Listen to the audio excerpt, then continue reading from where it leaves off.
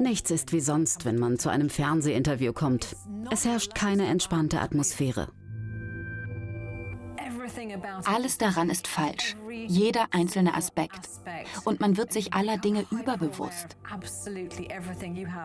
Da sind riesige Lichter, so groß wie Kühlschränke, die dir ins Gesicht leuchten.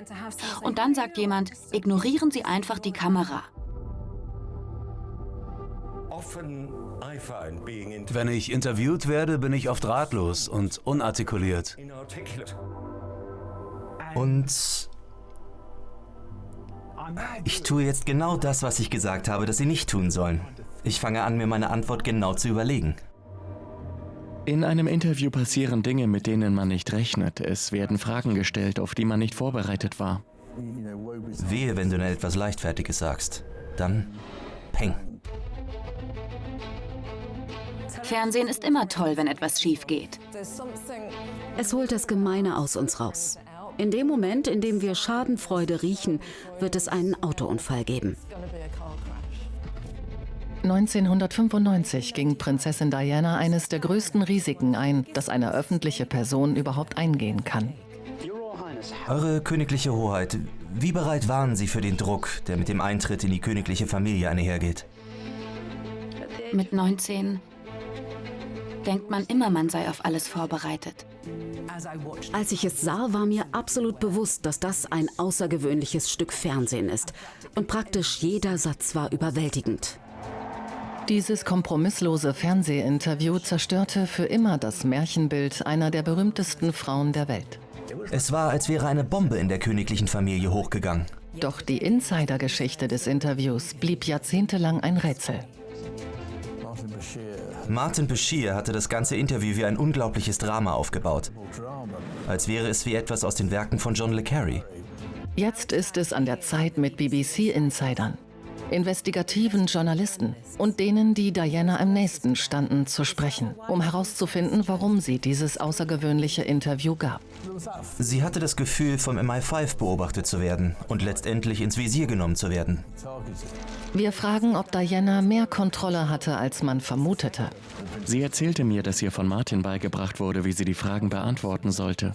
Entdecken Sie, wie das Interview nicht nur Dianas Leben, sondern auch die Kultur Großbritanniens verändert hat. Am Ende sahen wir eine moderne Frau des 20. Jahrhunderts, die für sich selbst eintrat. Und wie die Lunte für eine Tragödie gezündet wurde. Die Presse überschlug sich. Es war ein Schneeballeffekt. Man hatte irgendwie das Gefühl, wo soll das enden?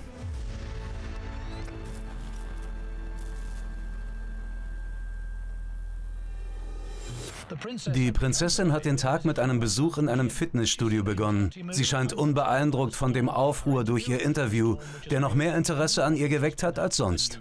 Ich finde, sie ist ein dummes Mädchen, sowas zu tun. Denn sie muss das nicht.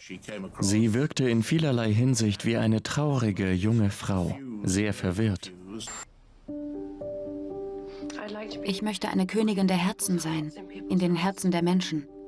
Aber ich sehe mich nicht als Königin dieses Landes. Ich sah die Prinzessin ein Jahr nach Panorama und sie sagte zu mir, ich hätte nie Königin der Herzen sagen sollen. Ich habe es nicht so gemeint. Es klingt abgedroschen. Ich glaube nicht, dass sie die Konsequenzen all ihrer Aussagen durchdacht hat. Ich glaube nicht, dass das stimmt. Sie war sich absolut bewusst, was sie tat. Sie kam als diese schwache, kleine, wunderschöne, errötende Teenagerbraut in die Königsfamilie. Aber sie wuchs und kam am anderen Ende ziemlich stark heraus. Und ich glaube, Panorama war ein Ausdruck davon. Es war eine sehr kalkulierte Entscheidung, ihre Seite der Geschichte darzulegen. Kluge Diana. Das explosive Interview war das Ergebnis einer Frustration, die sich in Diana seit mehr als einem Jahrzehnt angestaut hatte. Um zu verstehen, wie die Zündschnur hierfür gezündet wurde, müssen wir zu einem ihrer allerersten Auftritte vor der Kamera zurückkehren. Um 3 Uhr erschienen Prinz Charles und Lady Diana zum ersten Mal in der Öffentlichkeit. Es war die erste Gelegenheit, den Ring aus Saphiren und Diamanten zu sehen. Damals galt Dianas Verlobungsinterview als Beginn ihres Star-Castings als Märchenprinzessin. Ich weiß nicht, was du von mir gehalten hast. Ziemlich erstaunlich. Durch die Linse von Panorama betrachtet, erscheint dieses bekannte Filmmaterial aber in einem ganz anderen Licht. Dianas Vater beschrieb sie heute als, ich glaube, er sagte, sie wären eine sehr gute Hausfrau. Oh, das hat er gesagt? Das werden wir sehen.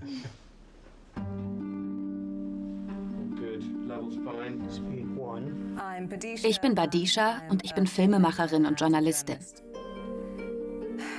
Wenn ich mir frühe Interviews mit Diana ansehe, sehe ich eine intelligente Frau, die mit ihrer Rolle zu kämpfen hat. Und auch mit der grinsenden Verachtung vieler Interviewer. Ich bin erstaunt, dass sie mutig genug war, es mit mir aufzunehmen. Und sind Sie verliebt? Natürlich. Was auch immer verliebt bedeutet, das ist ihre eigene Interpretation. Wenn man das als Frau sieht, denkt man, Warnsignal, Warnsignal, renn weg. Ich bin Dickie Arbiter, ehemaliger Sprecher des Buckingham-Palastes und jetzt königlicher Kommentator. Ich glaube, für den Prinzen von Wales war es etwas peinlich zu sagen, ja, ich bin verliebt. Daher kann man dem Mann nichts vorwerfen, wenn er sagt, was er gesagt hat, da sie nicht dazu erzogen wurden, Gefühle zu zeigen. Nein, es stellte sich heraus, dass er eine Liebesbeziehung mit jemand anderem hatte. Mitte der 80er Jahre war Charles' Affäre mit Camilla Parker Bowles ein offenes Geheimnis. Im Laufe des Jahrzehnts hielten jedoch Fernsehdokumentationen wie die von Alistair Burnett die Illusion eines Märchenpaares am Leben. Ja, 4 Hände, 2 Prinzen und ein Klavier. Es ist eine Fotosession im Kensington-Palast mit dem Prinzenpaar von Wales und seiner Familie. Mein Name ist Richard Kay. Ich war lange königlicher Korrespondent bei der Daily Mail. Während der entscheidenden Zeit der Diana-Jahre schrieb ich viel über sie und mit der Zeit wurden wir Freunde. Man sieht, wie solche Dokumentarfilme zu dieser Zeit aussahen. Das war, wenn man so will, sehr unterwürfig. Es erinnert irgendwie an etwas, das man vielleicht aus den 50er Jahren kannte. Was ist Ihrer Meinung nach Ihre Rolle, Ihr Beitrag? Ich glaube, meine Aufgabe besteht darin, meinen Mann zu unterstützen, wo immer ich kann, immer hinter ihm zu stehen und ihn zu ermutigen. Das Wichtigste ist, Mutter und Ehefrau zu sein. Die Burnett-Dokumentarfilme wirken vielleicht veraltet, aber sie zeigen ein nostalgisches Ideal der Kleinfamilie, das noch immer beliebt war, als John Major 1990 an die Macht kam. Es ist an der Zeit, zu den alten Grundwerten zurückzukehren, zu den Grundlagen zurückzukehren und Verantwortung für sich selbst und die Familie zu übernehmen. Ich glaube, dass John Major eine konservative Vision von England hatte, im Kleinen wie im Großen.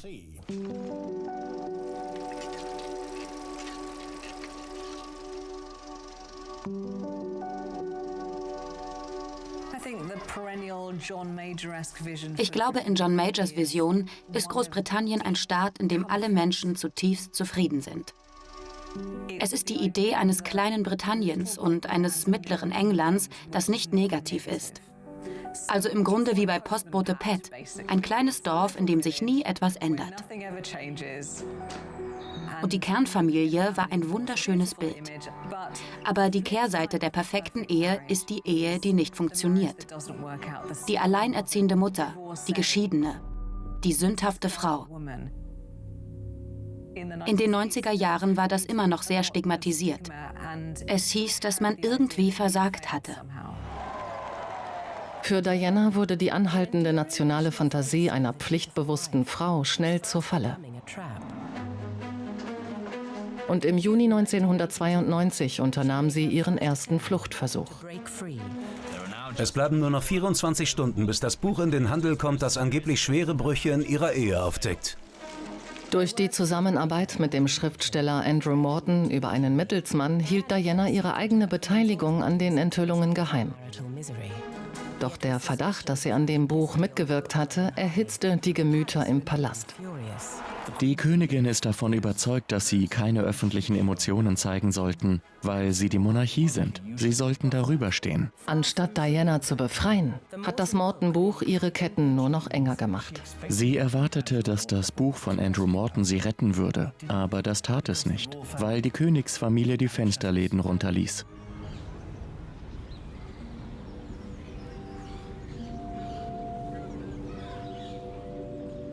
Ab 1992 lebte Diana allein im Kensington-Palast. Getrennt, aber nicht geschieden.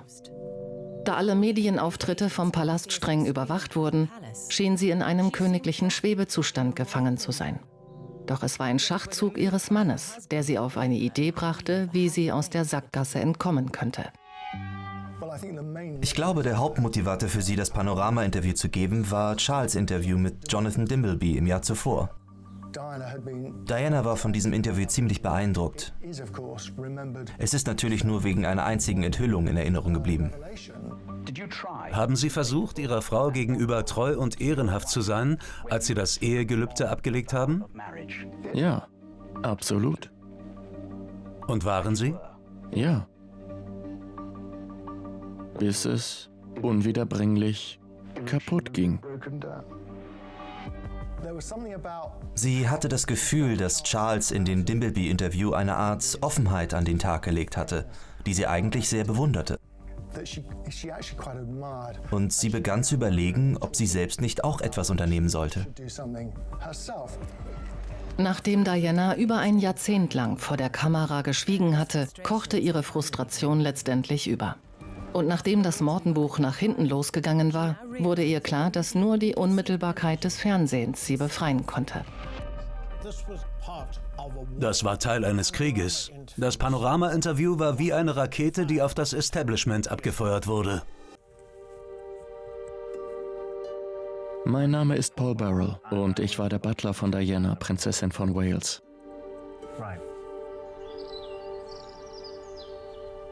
Ich erinnere mich, dass die Prinzessin mir sagte, ich will, dass du jemanden in White City abholst. Es ist geheim, wir wollen nicht, dass irgendjemand davon erfährt.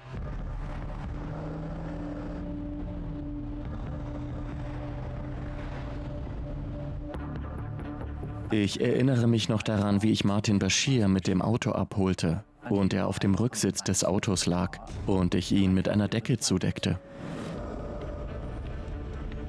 Niemand wusste, dass Martin Bashir Diana, Prinzessin von Wales, besuchte. Und das sollte auch so bleiben. Er war wie ein kleines Kind, das im Kensington-Palast die Treppe hinaufsprang. Für ihn war es so aufregend. Ich dachte, die Prinzessin hatte damals nur sehr wenige Freunde. Und sie hatte jetzt einen Insider bei der BBC, der sie in Sachen Medien beraten würde. Ich hätte nicht gedacht, dass aus dieser Freundschaft jemals ein großes Interview werden würde.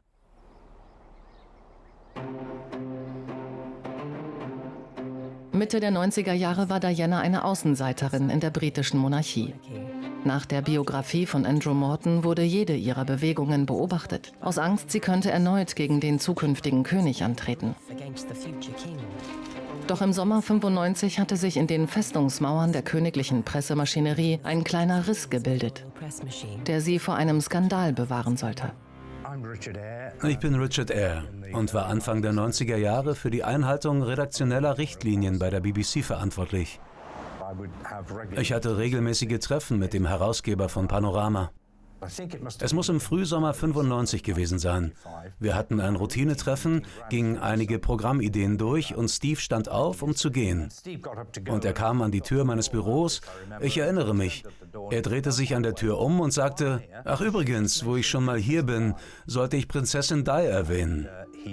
Und dann erzählte er mir, dass Martin Bashir, Panorama-Reporter, dachte, er hätte eine Chance, Prinzessin Diana kennenzulernen.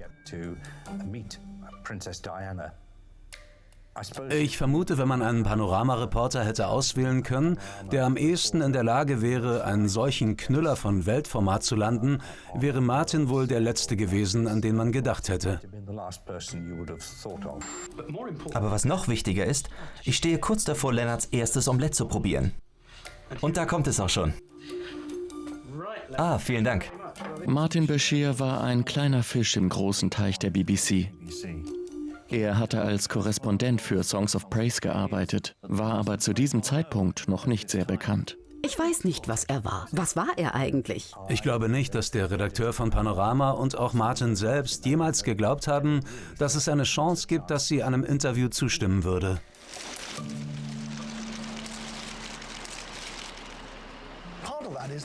Das liegt zum Teil daran, dass sie ständig von Journalisten, vor allem von bekannten Fernsehjournalisten, um ein Interview gebeten wurde. Ich bekam unzählige Interviewanfragen. Sie hatte oft mit Clive James zu Mittag gegessen, mit David Frost und Barbara Walters. Die war zu dieser Zeit eine große Nummer. Sie hat auch ein Angebot gemacht. Ich hätte natürlich gerne ein Interview mit Diana gemacht. Und in der Hoffnung, dass es dazu kommt, habe ich ihr einmal geschrieben: Ma'am, wenn Sie jemals das Gefühl haben, dass Sie irgendwas davon vor der Kamera bringen können, ich bin Ihre Frau. Ich bin hier. Vielleicht hatte Diana schon im Stillen beschlossen, dass sie eine Art Fernsehdokumentation machen will. Aber wie hat Martin Bashir seine weitaus bekannteren Rivalen im Kampf um das begehrteste Interview der Welt geschlagen? Ich bin Chris Blackhurst. Ich war Journalist und investigativer Reporter beim Independent. Sehr bald nach Erscheinen des Interviews nahm die Geschichte richtig Fahrt auf.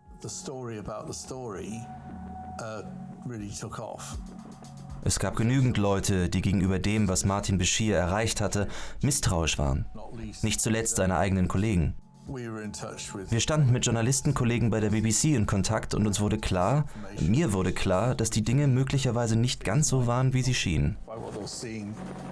Den Recherchen von Blackhurst zufolge hatte sich Bashir zunächst mit Dianas Bruder Earl Spencer getroffen, um Ideen für einen möglichen Dokumentarfilm zu besprechen. Das Thema? Die staatliche Überwachung der königlichen Familie. Earl Spencer war misstrauisch gegenüber den Sicherheitsdiensten und hatte das Gefühl, dass die Leute hinter ihm her waren oder es auf ihn oder seine Familie abgesehen hatten. Und als Martin Bashir Charles Spencer kennenlernte, konnte er dessen Verdacht noch weiter schüren. Und als er weiter in den inneren Kreis kam, wurde ihm klar, dass er einem fantastischen Preis immer näher kam. Nämlich einem Interview mit Prinzessin Diana. Im Verlauf der Diskussion stellte Bashir offenbar eine kühne Behauptung auf. Martin Bashir erzählte den Leuten, dass er eine Quelle beim MI5 habe, die ihm gesagt habe, dass die Prinzessin beobachtet und verfolgt werde. Ich erinnere mich, dass ich die Dielen hochgezogen habe, um nach Geräten zu suchen. Ich habe Telefone abgeschraubt. Die Prinzessin hatte immer das Gefühl, dass ihre Telefone abgehört werden. Sie hatte das Gefühl, dass ihr jemand zuhörte. Du wirst nie wissen, wie viel. Du wirst nie wissen, wie viel. Oh, das werde ich, Liebling. Die Sun-Zeitungen sagen, das Band sei echt. Nur 3 Jahre zuvor enthüllte The Sun die Existenz einer Aufzeichnung eines angeblichen Telefongesprächs zwischen Diana und ihrem engen Freund James Gilbey. Die Tonbandaufnahme wurde höchstwahrscheinlich von einem unserer Sicherheitsdienste angefertigt und absichtlich weitergegeben. Laut Innenminister war der MI5 nicht beteiligt. Niemand hat auch nur den geringsten Beweis vorgelegt, um die Behauptung zu stützen, dass der MI5 oder ein anderer Teil der Sicherheitsdienste dies befürworten. Spielte Martin mit ihren Ängsten und Vorurteilen? Gut möglich. Ehrlich gesagt wäre es nicht sehr schwierig gewesen. Noch düsterer wurde es, als sich nach dem Interview herausstellte, dass Bashir mehrere gefälschte Dokumente vorgelegt hatte. Die Frage war, warum? Er ging zu einem Grafiker und sie fälschten einen Kontoauszug. Ein NatWest-Bankkonto in Brighton, das angeblich Alan Waller gehörte, dem ehemaligen Sicherheitschef von Earl Spencer. Der Auszug zeigte die Zahlung einer mysteriösen Offshore-Firma. Es kam der Verdacht auf, dass Bashir diese Dokumente erstellt haben könnte, um die Ängste der Prinzessin und ihres Bruders zu schüren, was wiederum dazu führte, dass Diana dem Interview zustimmte. Es wurde vermutet, dass Bashir zu Charles Spencer sagte, die Sicherheitsdienste würden Alan Waller für Informationen über ihn und seine Schwester bezahlen. Nach dem Interview leitete die BBC eine Untersuchung ein.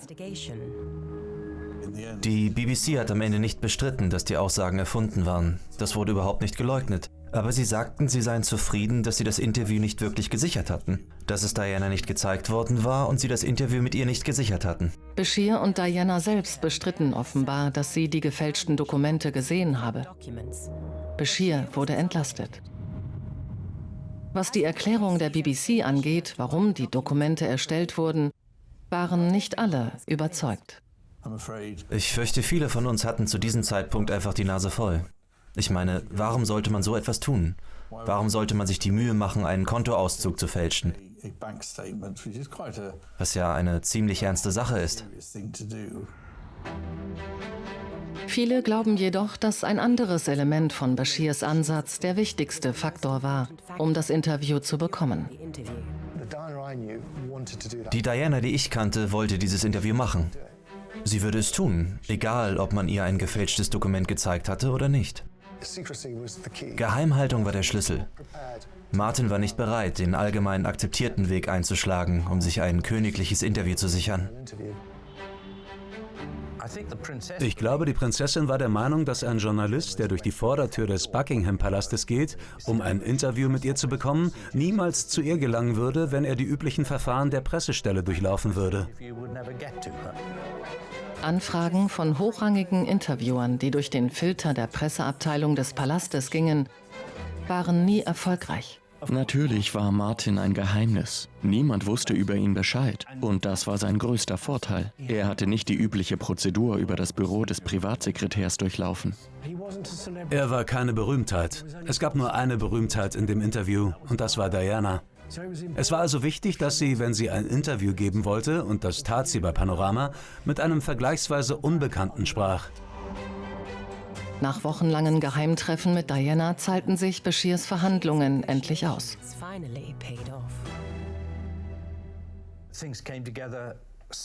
Dann passierte alles sehr schnell Ende Oktober, was mich dazu veranlasste, die einzige schriftliche Aufzeichnung zu machen, die ich von all unseren Gesprächen habe.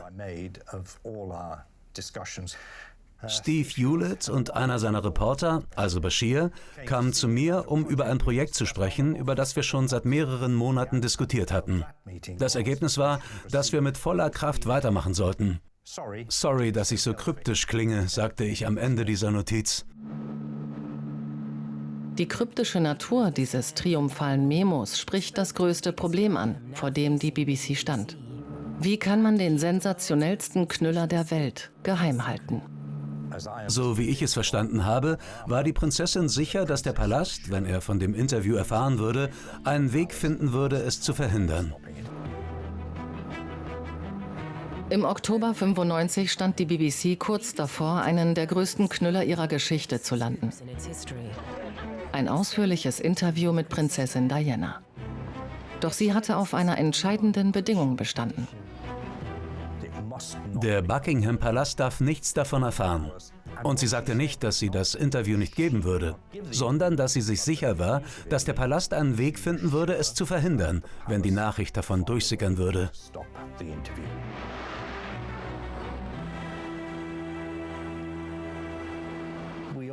Nur die Nötigsten sollten davon erfahren. In den ersten Wochen waren es Martin Bashir und sein Redakteur Steve Hewlett. Und Tony Hall, der Direktor der Nachrichtenabteilung, und ich. Anfang November waren es etwa 7 oder 8 Leute, plus natürlich John Bird. John Bird war der Generaldirektor der BBC. Vielen Leuten gefiel nicht, wie er die BBC modernisierte, und es war schwierig für ihn zu arbeiten. Aber er war ein wirklich guter Journalist. Bird stimmte dem Interview schnell zu. Doch über Bird in der BBC-Hierarchie saß jemand, der wahrscheinlich nicht ganz so einverstanden sein würde. Der Vorsitzende des BBC Board of Governors war Marmaduke Hussey, bekannt als Dukey Hussey, eine Säule des Establishments. Von Margaret Thatcher ernannt, verkörperte Hussey für viele eine rückwärtsgewandte, zurückhaltende Vision der BBC. Das hatte zu Spannungen mit seinem modernistischen Generaldirektor John Bird geführt. Mein Name ist Richard Eyre und ich war 9 Jahre lang Gouverneur der BBC. Es war auf einer Weihnachtsfeier, kurz nachdem ich bei der BBC angefangen hatte, als die Gestalt von Marmaduke Hasse, eine Art riesiger Mann, der 1944 in Anzio sein Bein verloren hatte, auf mich zukam und sagte, setzen wir uns, kommen Sie hier rüber. Und wir setzten uns, er mit einigen Schwierigkeiten, und er sagte zu mir, sagen Sie, Sie kennen John Bird, nicht wahr? Und ich sagte, ja, ich kenne ihn. Er sagte, seltsamer Kerl, er will überhaupt nicht mit mir sprechen. Nicht spricht nicht mit mir, will nicht mit mir sprechen. Und er sagte, würden Sie versuchen, John dazu zu bringen, mit mir zu sprechen? Also rief ich John am nächsten Tag an und er sagte, es stimmt, ich will nicht mit ihm sprechen. Es hat einfach keinen Sinn. Das war der Moment, in dem ich entdeckte, in was ich hineingeraten war. Doch als es zum Interview mit Diana kam, waren nicht nur die politischen Differenzen zwischen Hasse und Bird ein Problem. Noch kritischer war, dass Hasse der Ehemann von Lady Susan Hasse war, die ranghöchste Kammerfrau der Königin, Hofdame.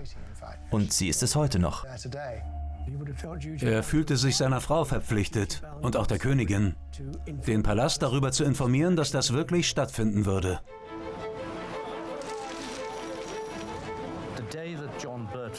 An dem Tag, als John Bird dem Interview schließlich zustimmte, traf er zwei Entscheidungen. Erstens, das Interview zuzulassen und zweitens, es seinem Vorgesetzten nicht zu sagen. Es verschlechterte die ohnehin nicht guten Beziehungen zwischen Bird und Hasse. Es verschlechterte sie unwiderruflich. Das war ein Moment von wirklicher Bedeutung für die BBC. Ein entscheidender Punkt in der Entwicklung ihrer Geschichte, ein Zeichen ihrer Unabhängigkeit. Es war die nachweisbarste Art und Weise, wie die BBC sagen konnte, wir senden Programme, auf die die Öffentlichkeit ein Recht haben sollte, sie zu sehen und zu hören.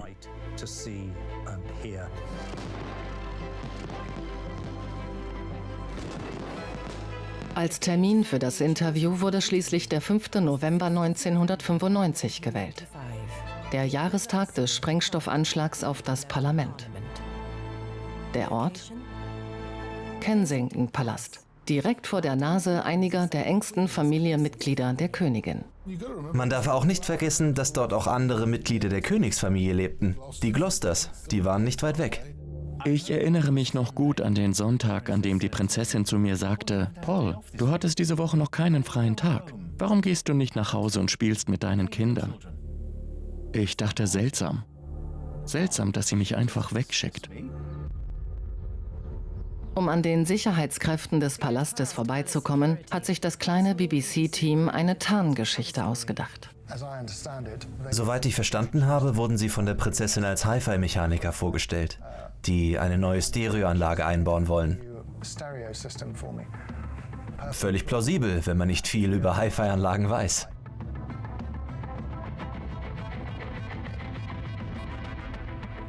Um die Geheimhaltung zu gewährleisten, bestand das Team, das den Kensington Palast betrat, aus nur 3 Personen. Dem Kameramann Tony Poole, dem Produzenten Mike Robinson und Martin Bashir. Tony wurde mit dem Aufbau der Ausrüstung betraut, sodass Bashir und Diana noch 1,5 Stunden Zeit hatten, bevor die Dreharbeiten begannen. Die Leute fragen sich, ob sie das mit Martin Bashir geprobt hat. Offensichtlich hatte sie es nicht mit der BBC geprobt. Bashir verrät seine Fragen nicht im Voraus. Andere sind jedoch anderer Meinung. Ich weiß aus einem späteren Gespräch, dass die Prinzessin es perfekt machen wollte. Sie habe nur eine Chance und die müsse perfekt sein. In internen Dokumenten, die von der BBC veröffentlicht wurden, heißt es, dass die Prinzessin im Voraus über die großen Bereiche der Befragung, aber nicht über die Fragen selbst informiert wurde. Sie wussten genau, wie die Fragen lauten würden und wie die Prinzessin sie beantworten würde. Und Diana wurde von Martin gecoacht, wie sie die Fragen beantworten sollte. Er half ihr durch dieses Minenfeld eines Interviews. Der Kameramann wählte den informellen Rahmen des Salons und verwendete eine weiche Beleuchtung, um ein intimes Geständnis in Szene zu setzen. Gegen 21 Uhr saßen sich Bashir und Diana schließlich auf sorgfältig positionierten Stühlen gegenüber. Der Kameramann Tony Poole drückte auf Aufnahme. Sie war eigentlich nicht schlecht in solchen Situationen, aber sie war keine natürliche Fernsehdarstellerin. Während der Dreharbeiten erinnert sich der Kameramann, sei die Prinzessin bei einer wichtigen Frage, die sich auf ihren angeblichen Liebhaber James Hewitt bezog, nervös geworden. Ging Ihre Beziehung über eine enge Freundschaft hinaus? Ja, das tat sie. Ja. Waren Sie untreu? Sie wurde extrem nervös. Sie wusste, dass sie sehr schnell denken musste. Und nach einigem Überlegen kam Diana auf eine kluge Antwort. Ja, ich habe ihn vergöttert. Ich war in ihn verliebt.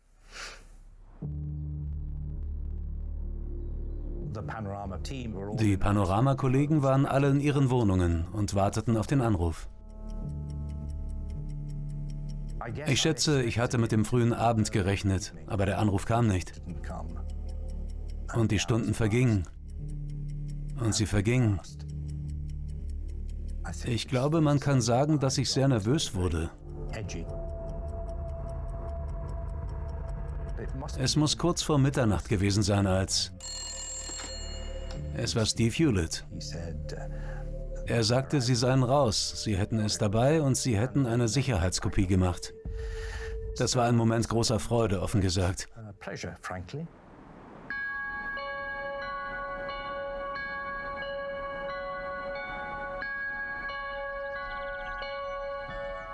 Am nächsten Morgen, als ich im Kensington-Palast ankam, ging ich durch den Salon und dachte, das ist seltsam.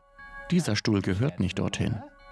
Und die Sofas wurden verschoben, denn ich konnte sehen, wo die Rollen Spuren im Teppich hinterlassen hatten. Ich fragte die Prinzessin, warum sind die Möbel verschoben worden? Jenny war hier für eine Gymnastikstunde. Wir haben die Möbel weggeschoben und haben Sport gemacht. Wirklich? Ja. Zweifelst du an mir? Ich sagte, nein, ich habe keinen Grund. Da die Aufnahmen nun im Kasten waren, wurde geplant, den Schnitt in einem stillgelegten BBC-Gebäude im Zentrum Londons zu machen. Doch Panorama-Redakteur Steve Hewlett meldete Bedenken an. Er sagte, ich glaube, wir müssen umziehen. Wir müssen einen anderen Ort finden. Und ich fragte, warum? Er sagte, ich habe kein gutes Gefühl. Ich glaube, wir werden beobachtet. Das Gebäude wird beobachtet. Wo willst du denn hin? Überlass das mir. Ich werde schon was finden.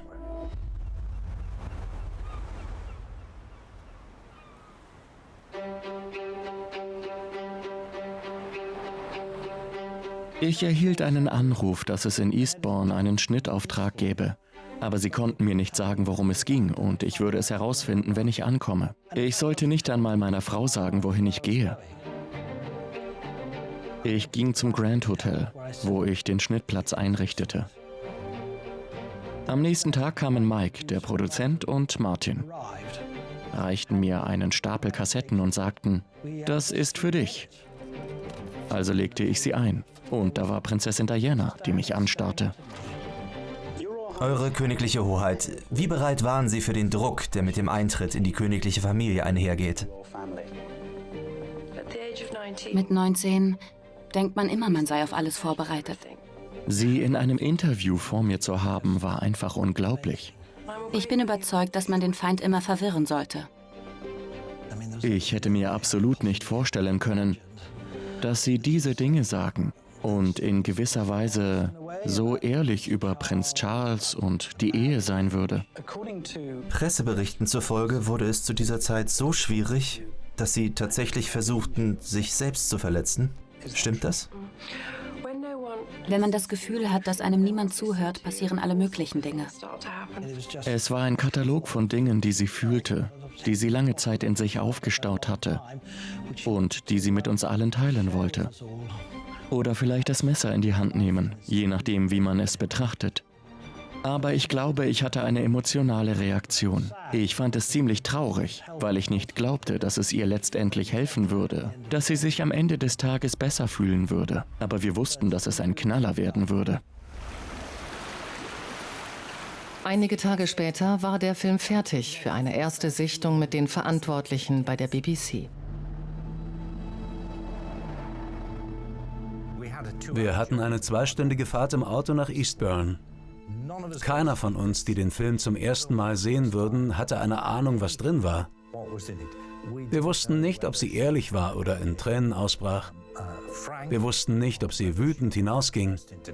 Wir wussten nichts über den Inhalt. Und ich glaube im Nachhinein, dass es wichtig war, dass wir nichts darüber wussten, weil unsere Reaktion die Reaktion des Publikums ziemlich wahrscheinlich vorhersagen würde.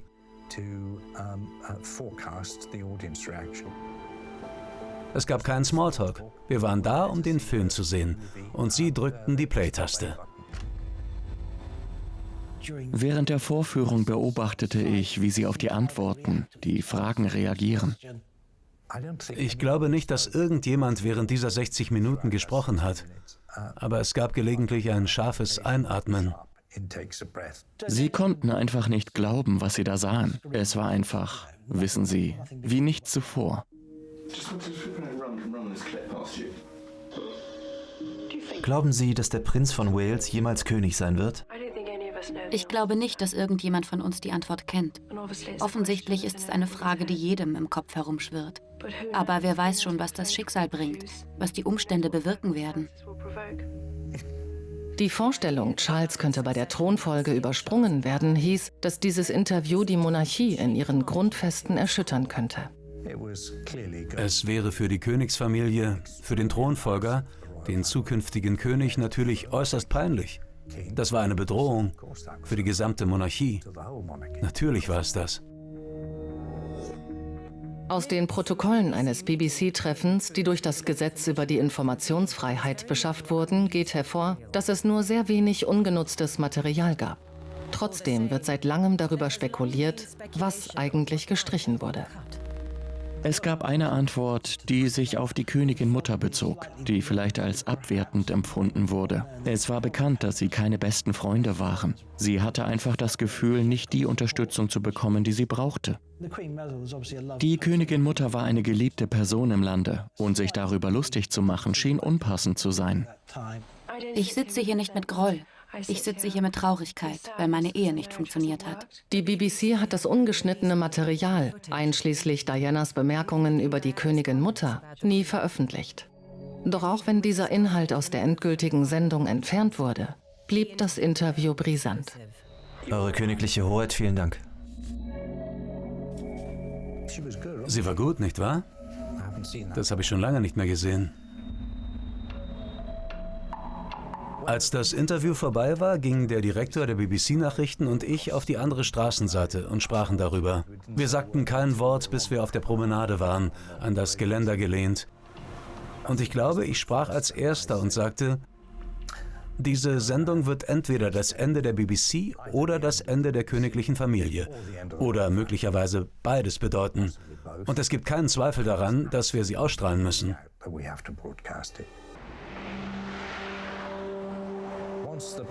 Als die Sendung fertig war, war es natürlich wichtig, sie schnell zu senden, denn schließlich sickert alles durch. Wir hatten uns gleich zu Beginn darauf geeinigt, dass die Prinzessin diejenige sein sollte, die dem Palast die Nachricht überbringt.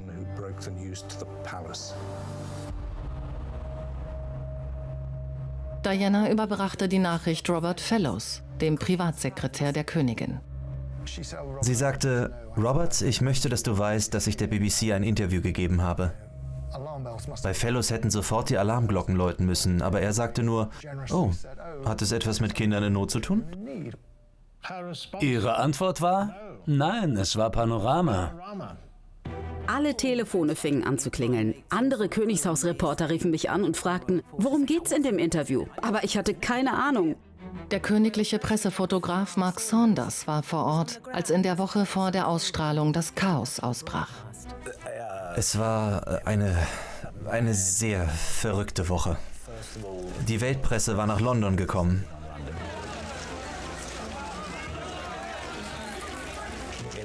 Es war die größte internationale Pressegruppe, die ich seit dem Golfkrieg gesehen habe.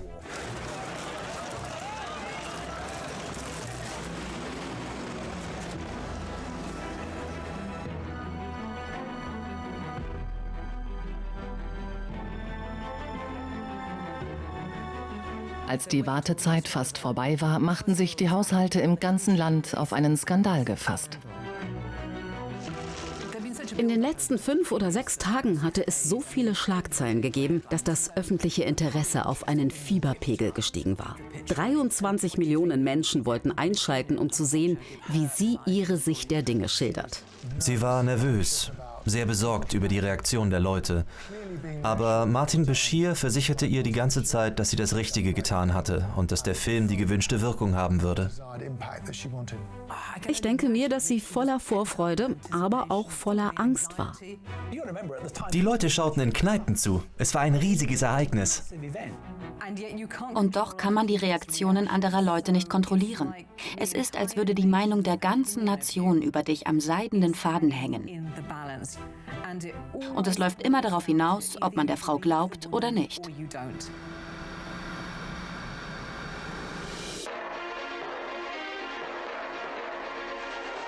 Heute Abend bei Panorama. Die Prinzessin von Wales. Im Buckingham-Palast sah das Team der Pressestelle entsetzt zu.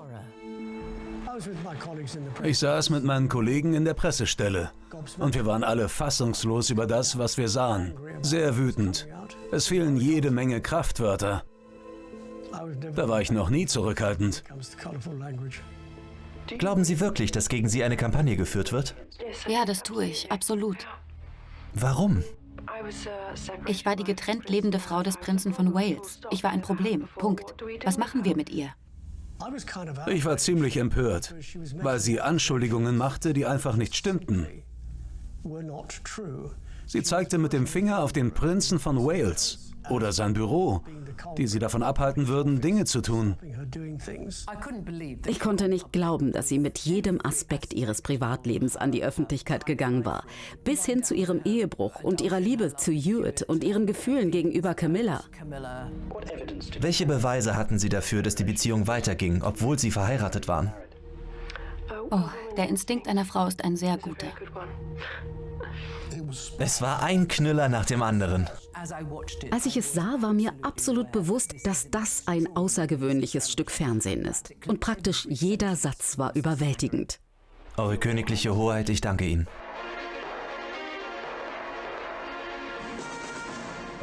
Bei der BBC versammelte sich das Nachrichtenteam, um den Triumph zu feiern. Nachdem das Programm beendet war, öffneten wir mindestens eine Flasche billigen Weißweins. Und so ist meine Erinnerung an die Einzelheiten, gelinde gesagt, etwas verschwommen.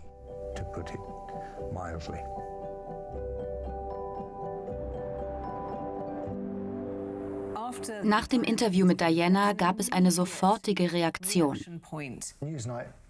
Newsnight widmete sein gesamtes Programm diesem sensationellen Interview. Sie sind ein guter Freund von Prinz Charles. Was meinen Sie, hält er von diesem Interview? Nun, ich habe keine Ahnung und ich kann nicht für den Prinzen von Wales sprechen. Aber ich für meinen Teil als interessierter Beobachter fand einiges davon einfach furchtbar. Das macht mir jetzt noch eine Gänsehaut, weil die unmittelbare Reaktion so vieler Kommentatoren des Establishments total mittelalterlich war. Das ist ein fortgeschrittenes Stadium von Paranoia. Also hat sie sich das alles nur ausgedacht? Keine Ahnung, aber für mich sieht es aus wie Paranoia.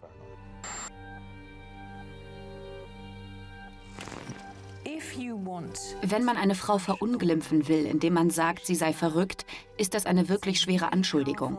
Denn es gibt keine Möglichkeit, sich dagegen zu wehren. Denn wenn man sagt, nein, ich bin überhaupt nicht verrückt, sieht man aus, als wäre man verrückt. Ich habe keinen Zweifel, dass viele Leute Nicholas Soames Kommentar gehört haben und dachten, ja, ich wette, sie ist wirklich verrückt und paranoid. Und das ist nur meine Ausrede, um sie noch mehr zu hassen. Auf eine wirklich klassische Art und Weise, die seit der Antike unverändert ist. Die Berichterstattung konzentrierte sich auf Dianas Enthüllungen. Vor allem ihr Ehebruchgeständnis rief die Öffentlichkeit auf den Plan. Diana ärgerte sich darüber, dass sie James Hewitt erwähnt hatte. Denn ich glaube nicht, dass sie vorhergesehen hatte, dass das die stärkste Story für die Boulevardpresse werden würde. Sie hatte sich eine etwas rundere Reaktion auf das Interview gewünscht. Die Presse stand ihr fast durchweg feindselig gegenüber. Und ich hatte im Gespräch mit ihr den Eindruck, dass sie sich fragte, ob sie sich verrechnet hatte. Ich erinnere mich, dass die Prinzessin mich fragte, was wird die Königin wohl sagen? Sie würde die Folgen des Ganzen sehen. Nicht lange danach aß ich mit der Königin zu Mittag und sie sagte unaufgefordert zu mir, wie läuft es bei der BBC? Und ich sagte, naja, gut. Und sie sagte, schreckliche Sache, die meine Schwiegertochter getan hat. Die Eheprobleme von Charles und Diana haben einen Schatten auf die Königsfamilie geworfen. Jetzt hat die Königin beschlossen, das Ganze auf die Spitze zu treiben, indem sie den beiden zur Scheidung rät. In dem Interview hatte Diana deutlich gemacht, dass sie selbst keinen solchen Wunsch hegte. Wollen Sie sich scheiden lassen? Nein, das möchte ich nicht. Warum? Würde das die Sache nicht lösen? Warum würde das die Sache lösen? Ihre größte Angst war, dass man ihr die Jungs wegnehmen würde. Sie sagte, sie werden das tun, sie werden versuchen, mir meine Jungs wegzunehmen.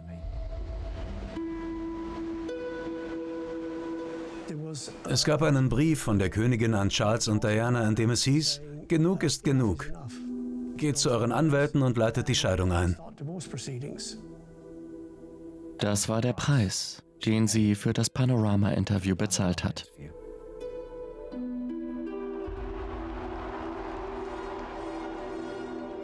Stück für Stück zerstörte Diana die märchenhafte Fantasie, die einst ihr Gefängnis gewesen war. Viele im Establishment und in den Medien hatten sie dafür bestraft, dass sie eine komplexere Realität aufgedeckt hatte. Was wir von unserer Königsfamilie erwarten dürfen, ist ein gewisses Maß an Zurückhaltung und Würde. Aber auf den Straßen spielte sich eine andere Geschichte ab. Ich glaube, sie wird viel Unterstützung bekommen. Vielleicht hat ihr der Prinz Unrecht getan. Sie musste etwas tun, sie musste ihre Seite der Geschichte darlegen, damit wir sie hören. Ich finde es richtig, dass sie es getan hat. Es ist die Reaktion der Bevölkerung auf Panorama, die zählt. Nicht die Zeitungen, die Kolumnisten und all die Leute, die in den Tageszeitungen und Sonntagszeitungen böse Dinge über sie schreiben. Es war das Publikum. Und das Publikum hat es geliebt.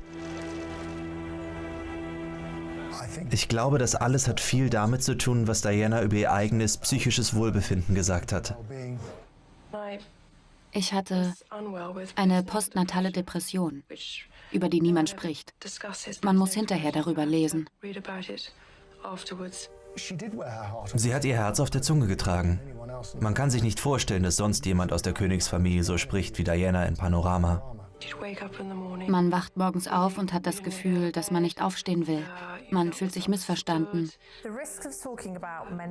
In den 90er Jahren war es riskant, über psychische Krankheiten zu sprechen. Man bekam leicht einen Stempel aufgedrückt. Dass Diana so offen und selbstbewusst über postnatale Depressionen sprach, war ein Durchbruch. Das bedeutete, dass Frauen im ganzen Land und auf der ganzen Welt sich umschauten und tatsächlich in der Lage waren, eine Beziehung aufzubauen. Nicht zu einer Prinzessin, sondern zu einer Mutter. Freunde von Seiten meines Mannes meinten, ich sei wieder einmal labil, krank und sollte in ein Heim gesteckt werden, damit ich gesund werde. Ich war beinahe peinlich. Nach der Ausstrahlung erhielt Diana rund 6.000 Briefe von Frauen, die sich mit ihrer Situation identifizierten.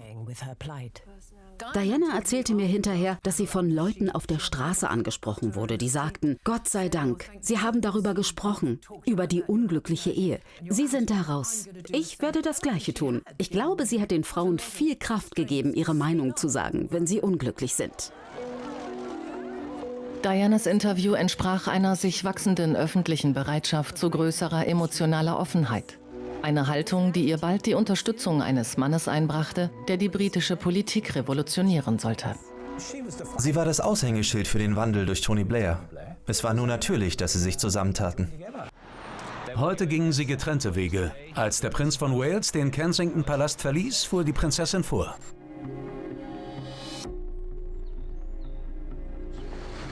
Die Ehe ist nun endgültig gescheitert. Das ist ihr Ende. Das ist das Ende, ja. Die Ehe ist beendet. Panorama hatte Diana mit einer Scheidung zurückgelassen, von der sie sagte, sie habe sie nie gewollt.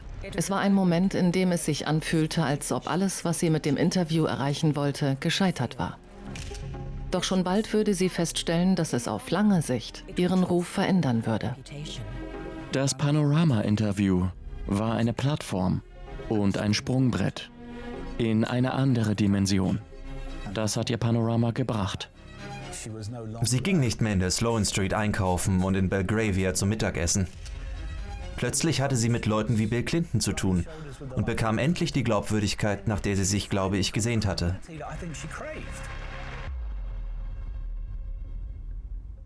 Und an Dianas Seite, als sie diese neue Welt verhandelte, war ein alter Verbündeter.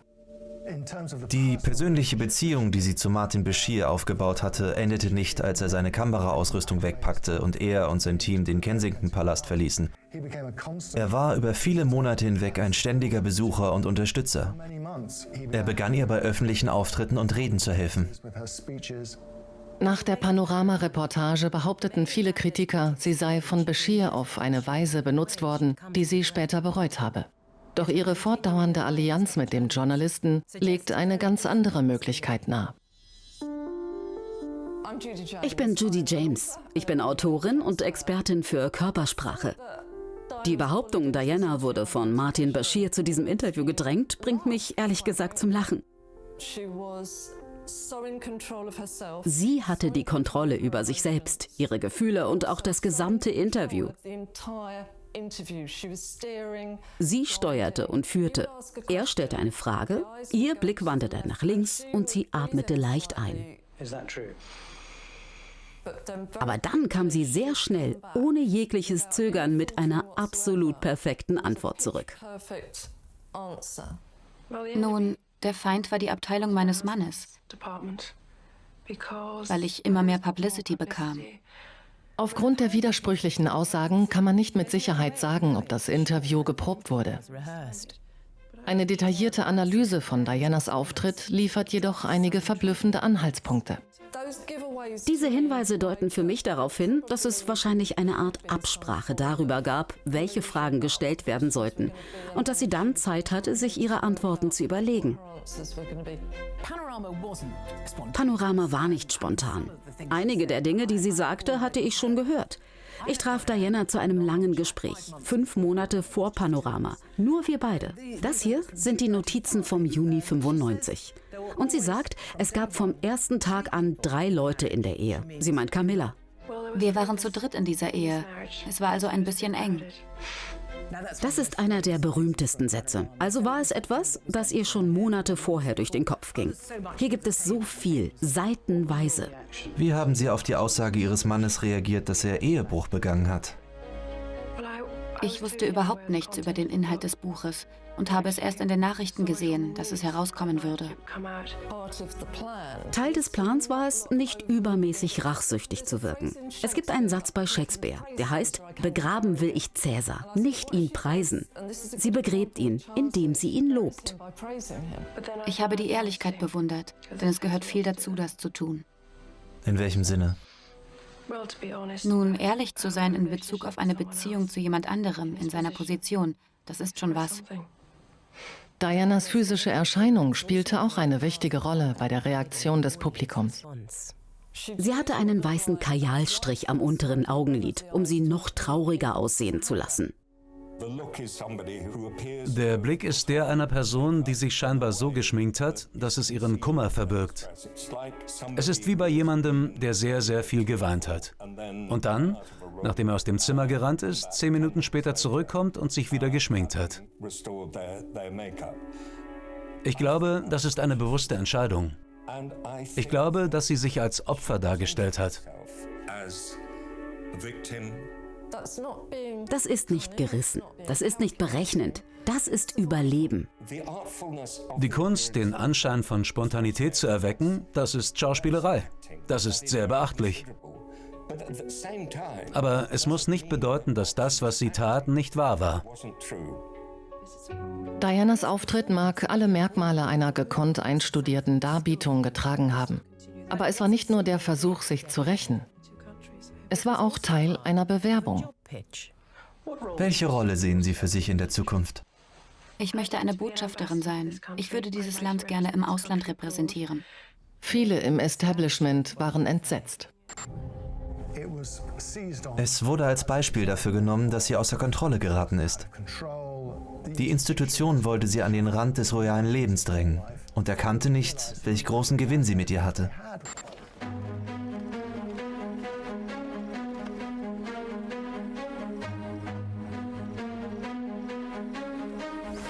Wie Sie sehen, haben sie sich bis hierhin vorgearbeitet und eine Mine freigelegt. Dianas Reise nach Angola, um für ein Verbot von Landminen zu werben, war die direkte Erfüllung des Traumjobs, den sie in Panorama skizziert hatte. Ich versuche nur auf ein Problem aufmerksam zu machen, das überall auf der Welt existiert. Das ist alles. Ich würde Ihre Aktion mit der von Brigitte Bardot zur Unterstützung von Katzen vergleichen. Es ist sehr emotional und medienwirksam, aber es trägt nicht viel zum menschlichen Wissen bei. Charles Crawford. Ich war Botschafter in Bosnien und 1997 Gastgeber für Diana, als sie zu Besuch kam. Es war politisch heikel. Ja, es stimmt, dass diese Waffen in Kriegen wahllos und unsachgemäß eingesetzt wurden. Aber dagegen etwas zu unternehmen und einen Vertrag zu haben, der wasserdicht ist, damit man sicher sein kann, dass andere nicht betrügen, ist eine Aufgabe für erwachsene Diplomatie. Zum Glück für Diana gab es jemanden, der an ihr Potenzial als Botschafterin glaubte.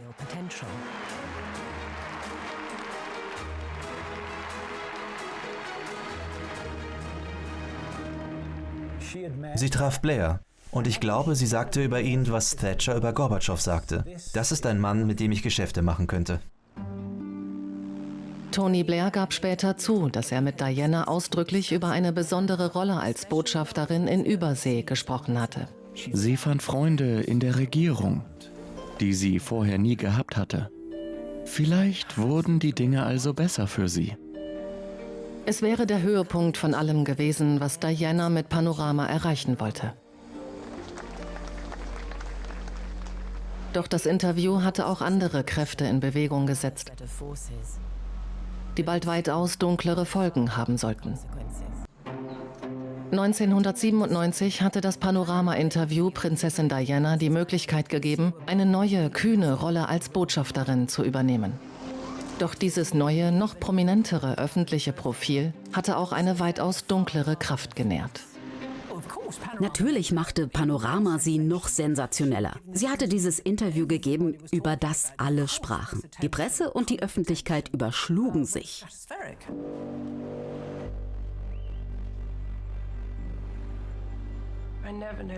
Ich weiß nie, wo eine Linse sein wird. An einem normalen Tag komme ich zu meinem Auto und 6 Fotografen springen um mich herum.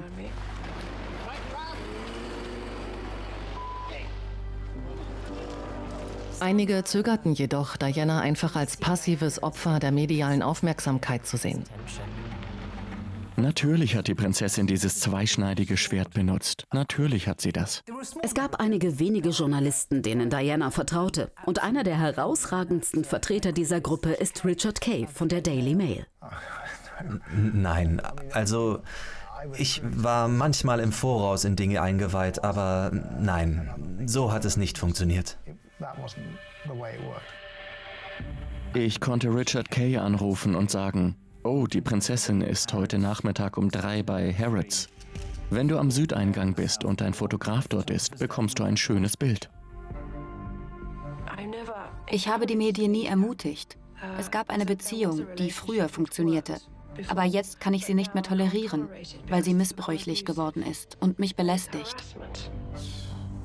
Man gibt ein Panorama-Interview, um zu sagen, man will, dass das Interesse der Presse nachlässt. Das scheint mir etwas unwahrscheinlich.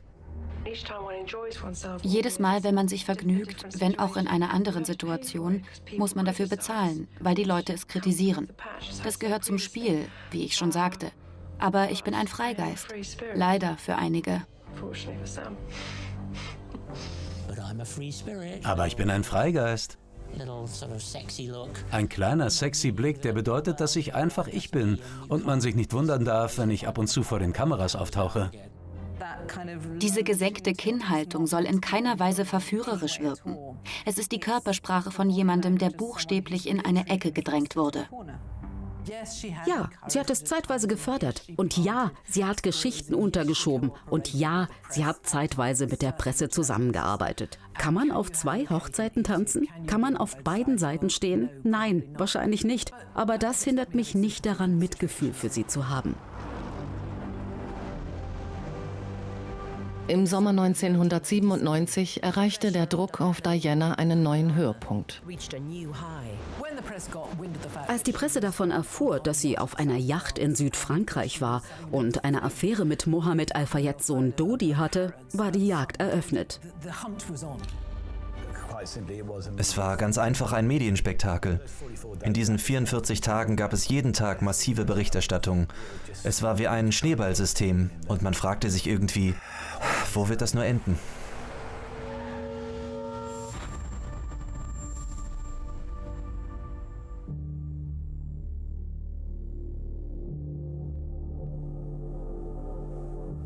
Ich habe dieses Interview als sehr emotional erlebt. Das hatte ich nicht erwartet. Die Leute verstehen nicht, wie schwierig es ist, ein Interview zu führen, wie man sich selbst und seine Emotionen durch diese kleine quadratische Box projiziert. Ich nehme an, in einem religiösen Sinne ist es wie eine Beichte. Man ist sich bewusst, dass alles, was man sagt, aufgezeichnet und für die Nachwelt festgehalten wird.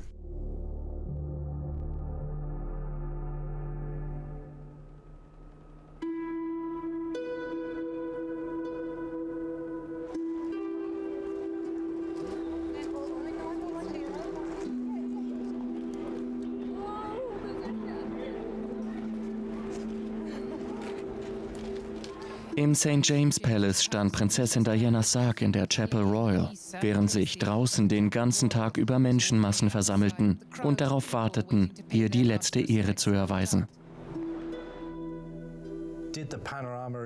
Hat das Panorama-Interview eine große Rolle bei der öffentlichen Reaktion auf ihren Tod gespielt?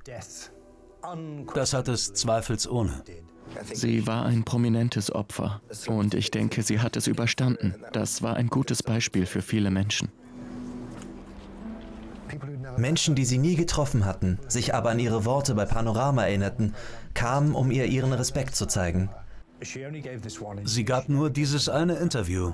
Sie gab nie ein anderes Interview mit Substanz. Und die Zuschauer glaubten, Diana auf eine Weise zu kennen, wie sie andere Mitglieder der Königsfamilie nicht kannten. Und auch sie nicht kannten vor Panorama. Nach ihrem Tod definierte ein einziger Satz von Panorama die Prinzessin. Sie war die Königin der Herzen. Und was ihr passiert ist, es war einfach noch nicht an der Zeit. Sie bereute es, den Ausdruck Königin der Herzen verwendet zu haben. Aber das ist der Ausdruck, an den sich die Leute offensichtlich mehr als alles andere erinnern. Ich glaube, die einfachen Leute haben verstanden, dass es sich um eine Frau handelt, die auf einer Reise war. Sie war auf dem Weg von der gehorsamen Frau zur verleumdeten Frau und schließlich zur erfüllten, selbstverwirklichten Frau, die sie hätte sein sollen. Und ihr Tod hat dieser Erzählung ein Ende gesetzt.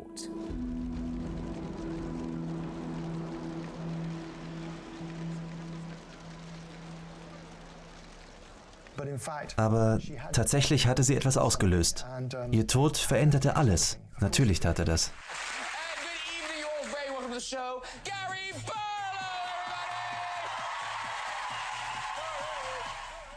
Das Interview mit Prinzessin Diana war in vielerlei Hinsicht ein echter Wendepunkt.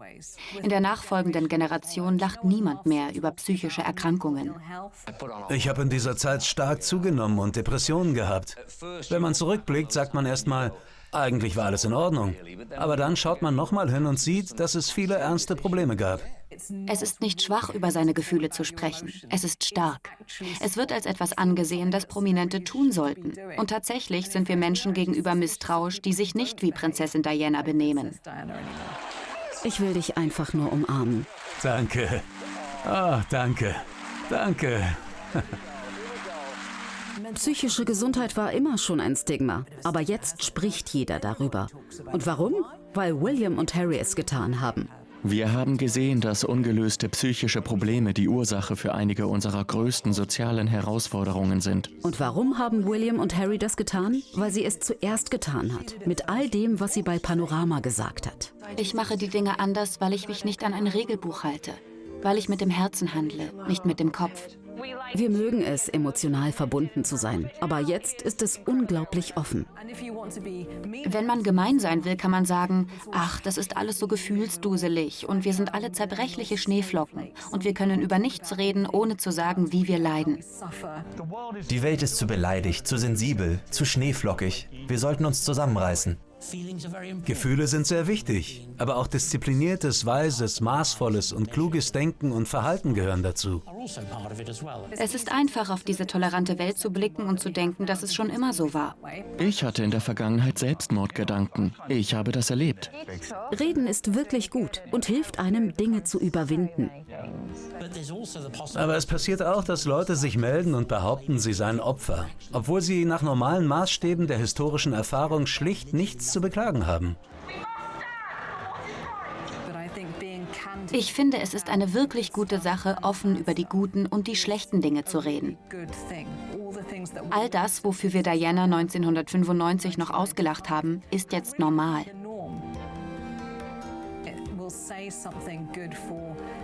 Das ist gut für die Menschen, die jetzt in einer Welt aufwachsen, in der sie sich emotional viel besser ausdrücken können.